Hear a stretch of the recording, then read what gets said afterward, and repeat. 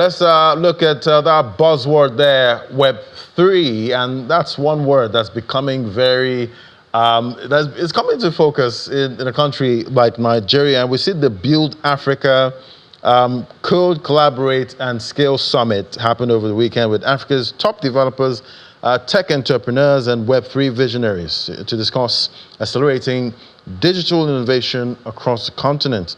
Participants highlighted breakthroughs in the African Web3 ecosystem and cutting-edge solutions. Take a listen. I would say the biggest issue developers face in this ecosystem is, like some of the participants mentioned, is partnership and funding, right? A lot of times we have builders that have like awesome solutions they want to build, but they lack certain connections that are necessary. They lack certain relationships that are necessary. For instance, relationship with, say, listing partners, relationships with VC firms, relationships with even like engineering talents, and also more importantly, fund. My expectations are really high. Actually, I'm looking at the turnout and it's really impressive. And I've been having a lot of like meaningful and fruitful conversations. And my expectations is going forward, we'll begin to form meaningful partnerships with a lot of builders, with a lot of projects seeking to come into MOV. And say in the next 6 months to 8 months, we start seeing things begin to come to limelight. Things that we could look back on today and say this was a massive success. We've learned that a lot of developers build in silos, like there are a lot of people trying to figure things out, and also a lot of people that want to experience being a founder, so taking them from the developer mindset to the founder mindset, and also supporting them with any of our resource that we have or any of our capacity that we want to like support them in individually, either their personal life and also project life when on anything they are building. Yeah, so that's definitely a buzzword thrown around right now. That's Web3, and we're seeing Nigeria and Africa, getting at the forefront of those conversations. Well, joining me now, right here in the studio, we have Israel Adeyinka as the Chief Product Officer at Roku, and he joins me right here in the studio. It's great to have you. Yeah, great to be here. Yeah, so Web3.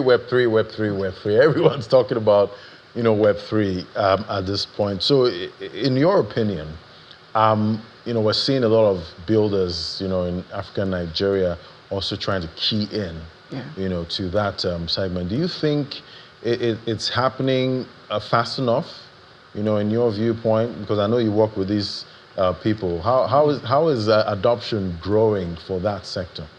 Okay, thank you very much for the question. So primarily, we've been seeing a lot of adoption, especially amongst the young people in Nigeria. The older generation, of course, are not catching up as quickly as we need to. They're ready for that. Yeah, essentially the same with almost every innovation we've experienced over the last 2 decades or 3 decades. So, but the greatest hindrance to adoption, I would say, within our ecosystem is a lack of education, where people don't really understand how even the term Web3 came to be, because there was a Web 1 and then there is a Web 2 before we talk about Web 3, and you can't really drive adoption deeply enough if you don't draw the distinction, because but for some of our viewers that might not even know what Web 3 is, or even know that it has changed from Web 1 all the way to Web 3. What is Web 3 really? Okay, Web 3 is essentially a version of the internet where you can read data on the internet, write data to the internet, and ultimately own the data that you write. So it's a whole new age of transparency when it comes to how we interface with the world around us using the instrumentality of the internet. So, and if I could piggyback on Web 2 and Web 1. So. Right. Web 2 essentially is where let me start from Web 1. Web 1 is a read-only internet where, data just existed and you would go over to the internet to read it up. So it was more like a digital or newspaper. But then Web 2 was the age of social media, the emergence of social media, where you could read and write to the internet. But the problem is when you write, someone has to store it up for you. And that's where the whole rebellion with the big tech companies started from, about privacy violation, selling data and all of those stuff. So Web3 is essentially meant to stage a rebellion against big tech. and not essentially rebellion, but to let you know that your data is being used in certain ways that you might not be comfortable with. But there's a new way of using the internet where you could actually, read from the internet, write to the internet, and then own the data you write, and you can give it to whoever you please, at your own discretion. Right. So, are you seeing any, interesting, builds, coming up in the Nigerian ecosystem, when it comes to this Web3? Yeah, essentially, yeah, a whole lot actually. Of course, what we do, at our company, like Roku, we essentially are making a lot of use cases so that people can actually see the opportunities that can come out of interfacing with Web3, such as, DeFi, GameFi, NFTs, of course, essentially building different use cases to let users, see how that Web3 is actually a better version of interfacing with the internet than, what used to be before Web3. Right, and talking about, Web3, we did see that whole craze in the Telegram ecosystem. Everyone was tapping. Yeah. There was so much tapping, but people are not tapping anymore. There was so much, discontent. Yeah. With the Telegram ecosystem. Yes. The CEOs, everybody was expecting to get so much money, from all the taps, even though some were good, some were really, really bad. So that whole phase, what has it led to, at this point, when it comes to, the Telegram ecosystem and Web3? Okay. So the fundamental problem is because people fail to separate use case from FOMO. So there is the use case of a technology, and the true companies actually build based on use case, not based on FOMO. So the whole idea of TAP, of course, came as a result of, Hamster Combat launching, and a lot of people were earning from it. The project actually still exists even up until now. But there were a lot of, projects that also decided to ride that same wave. And they launched a whole lot of other projects that didn't exactly share the same vision or use case. So there was a lot of dissatisfaction. And that's why, one of the uncommon words, in the cryptocurrency or Web3 ecosystem is the word white paper. A lot of people don't know about that, but they will say they are crypto enthusiasts, because before you jump on a project, you should have read the white paper and know the promise. And that's how you actually confirm the viability of any project. So if you read the white paper of, some of these TAP platforms that did not do well, you would have known definitely that they would not do well. It's more like a pitch deck.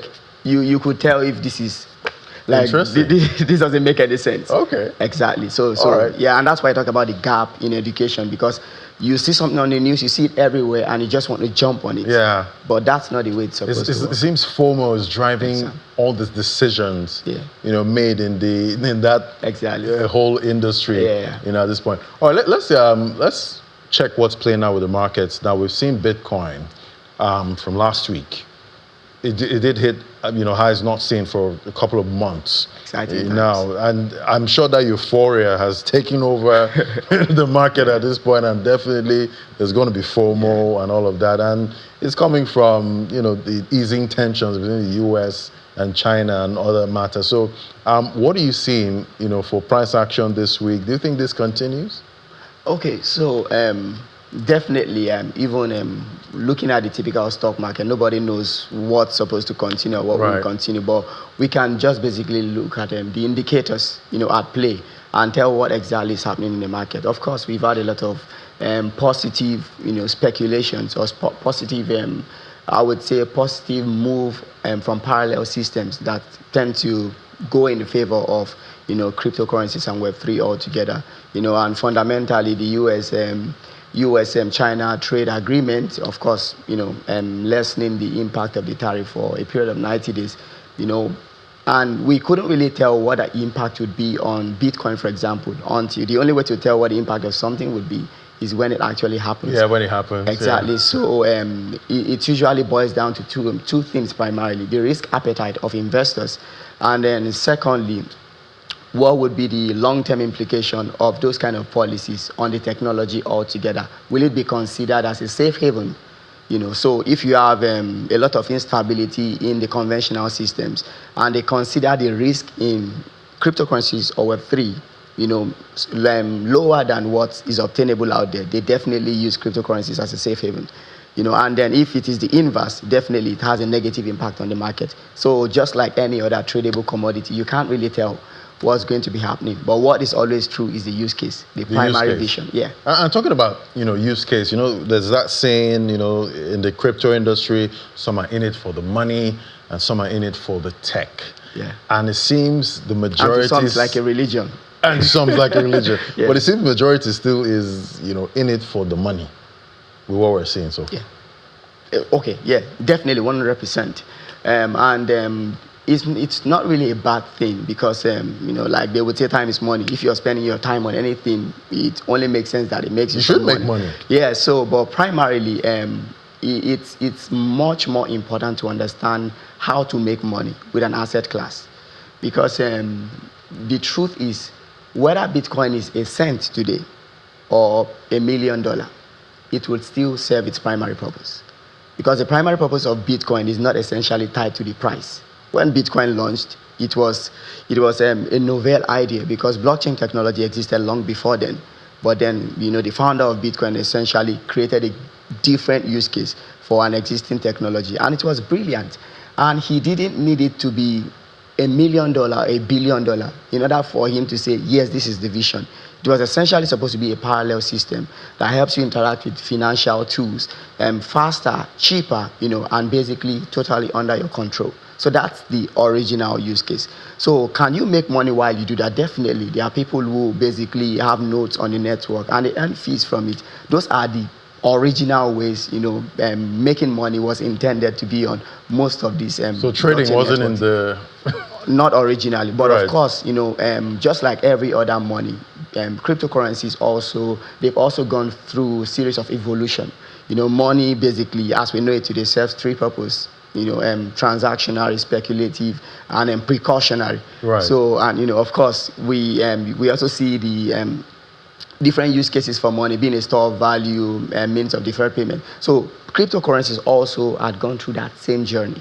So we've seen a case study where it's been used as a transactional tool. We've seen cases where it's been used as a store of value. Right. But we've not really gotten to that point yet because it's still in the very early right. days of. Even though it's about how many years now? 15. Roughly, from 2009 up until now. Yeah, that's roughly but 16 young. years. Yeah, still very young compared to the big brother. All right, we'll wait for the day Bitcoin matures. Yeah, but we'll be referring to it as a young technology. Thank you so much, Israel Adek, as the Chief Product Officer at Roku. Thank you for coming on today. Thank you so much.